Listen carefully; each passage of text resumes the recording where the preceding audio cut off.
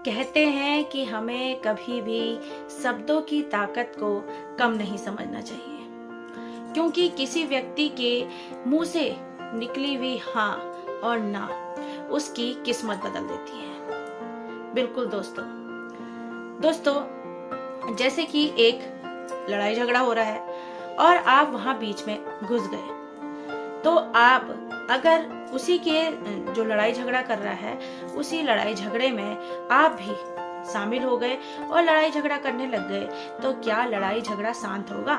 नहीं। वहीं दूसरा एक व्यक्ति आता है और वो शांत स्वभाव से दोनों पक्षों की बात सुनता है और उन्हें समझाता है, तो क्या लड़ाई झगड़ा बंद होगा या नहीं?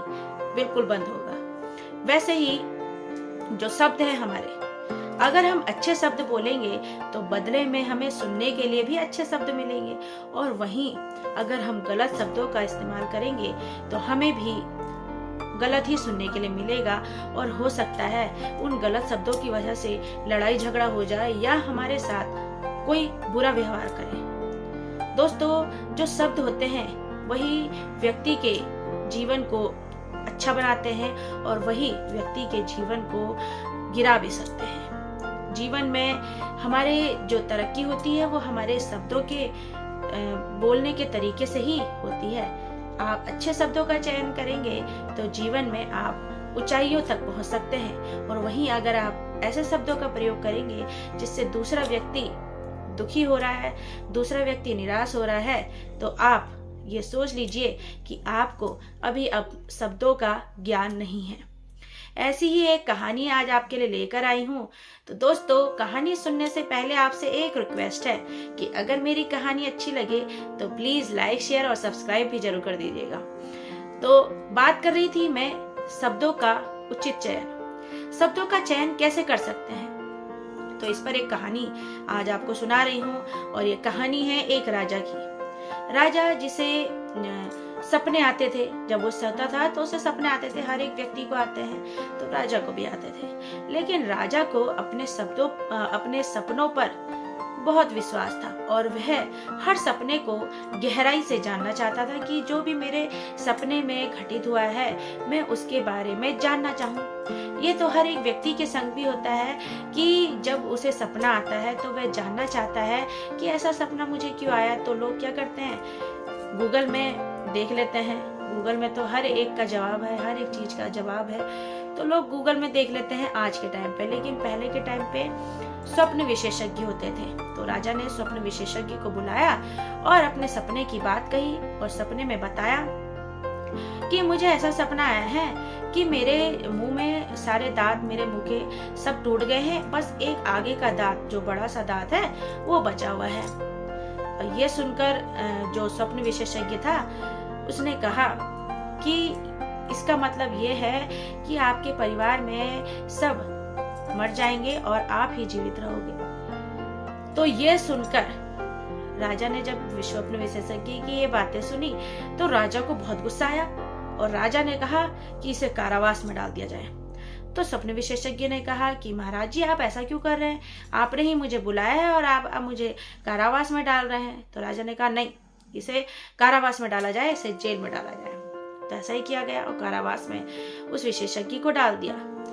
अब राजा की जो इच्छा थी कि स्वप्न का मुझे अर्थ जानना है कि आखिर ऐसा स्वप्न मुझे क्यों आया, तो उसने एक दूसरे विशेषज्ञ को बुलाया जो एक लड़का था और गरीबी था, वह ज्यादा उसकी कमाई नहीं होती थी।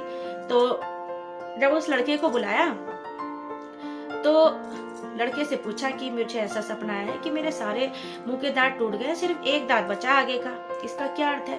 तो लड़के ने कहा कि महाराज जी, आपके सपने को देखकर मुझे तो बहुत प्रसन्नता हो रही है। तो राजा ने कहा ऐसा क्यों?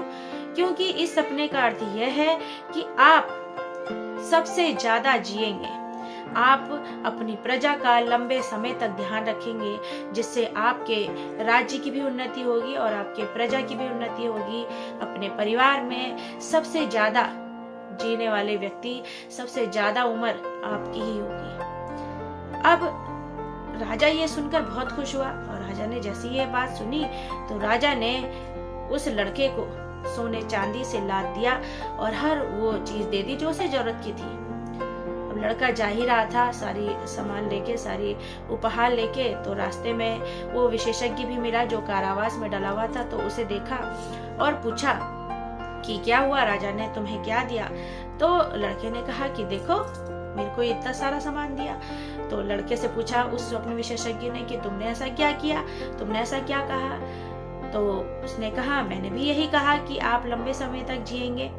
तो जो स्वप्न विशेषज्ञ था तो उसने कहा मैंने भी तो ऐसे ही किया, कहा था कि राजा जी परिवार में सब मर जाएंगे, सिर्फ आप ही जिएंगे। तो उस लड़के ने कहा कि नहीं भाई जी, आपने बोला तो सही है, लेकिन आपने शब्दों का चयन सही नहीं किया। मैंने ये कहा कि आप अपने परिवार में सबसे ज्यादा जीने वाले व्यक्ति बनेंगे, आप अपने राज्य की सबसे ज्यादा उन्नति करेंगे, सबसे ज्यादा समय तक आप बने रहेंगे। इसलिए राजा जी मुझसे खुश हुए और उन्होंने मुझे ये दिया। और आपने क्या कहा था कि आप परिवार के आपके सब मृत्यु लोक में चले जाएंगे और आप ही जिएंगे।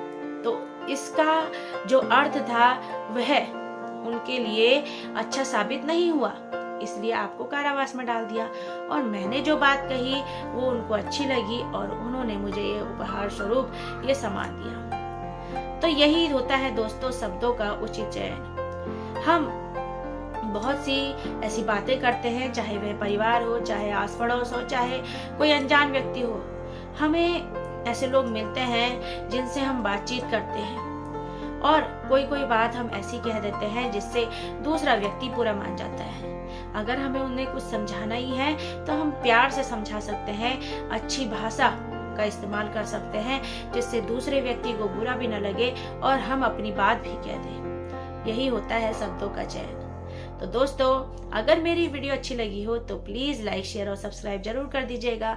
मिलते हैं ऐसे ही एक और वीडियो के साथ, तब तक के लिए अपना ध्यान रखें। Thank you very much.